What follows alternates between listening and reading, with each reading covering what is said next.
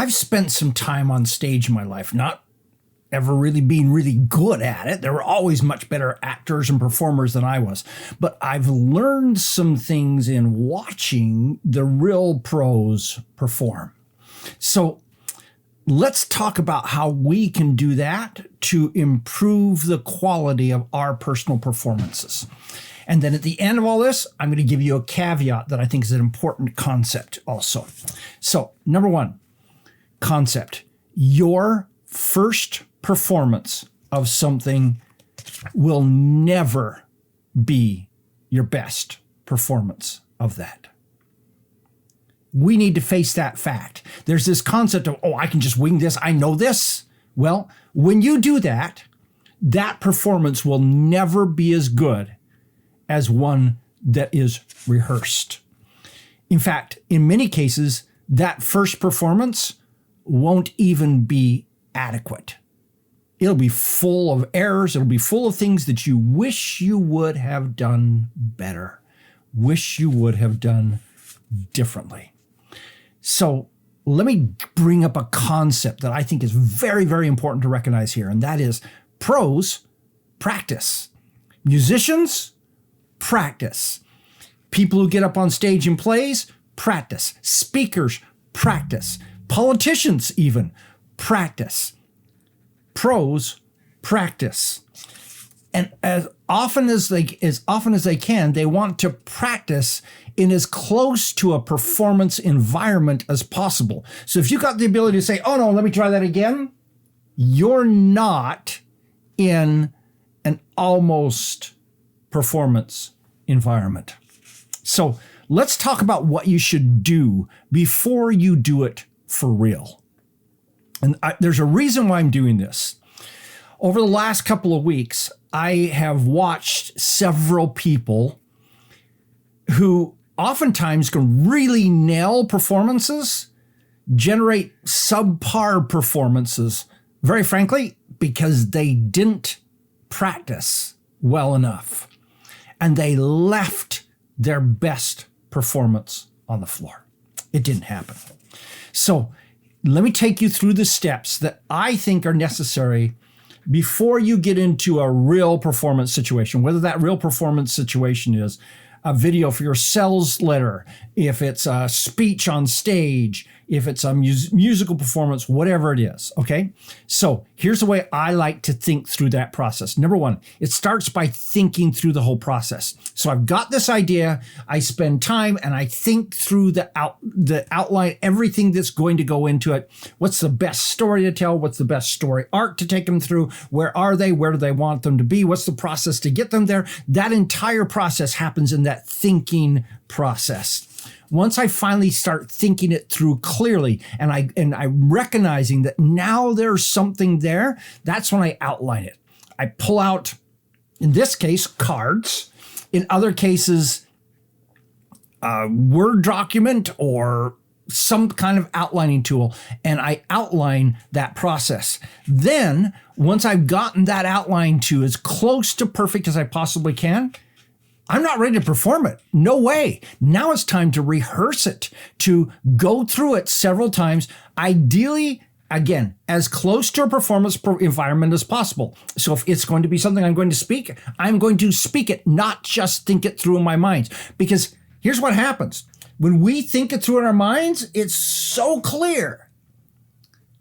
And then it comes out our mouth and it's not. You need to have it come out your mouth if it's going to be coming out your mouth in your actual performance environment. And then once you have rehearsed it sufficiently that you think it's really good and really ready, then perform it for somebody and get feedback on it. Somebody you trust, maybe a smaller audience, whatever. Get feedback on that so that you know whether you're actually nailing it or not. The better your feedback, the more, very frankly, I want tough feedback at this stage. I don't want anyone to say, that was great, when they're really thinking, if you would have fixed this and this and this was unclear and I didn't understand where you were, and you wasted 5 minutes here, that's bad feedback. You need somebody to give you solid, critical feedback, blunt feedback. That Then after you've gotten that feedback, now rehearse it with your changes that came from that feedback, so that you actually, it's not enough to get feedback and say, okay, I'll fix it, and just do it in your mind and never rehearse it again. That feedback's not going to come out as well in the final performance. Once you are finally comfortable that you're ready to go, now do it for an audience. But in most cases, a low-risk audience to you. Maybe a small group, maybe it's your mastermind, maybe it's your family, maybe it's something like that. And then once you've gotten that feedback, then rehearse it again, because you're going to discover things on that stage that you hadn't known before.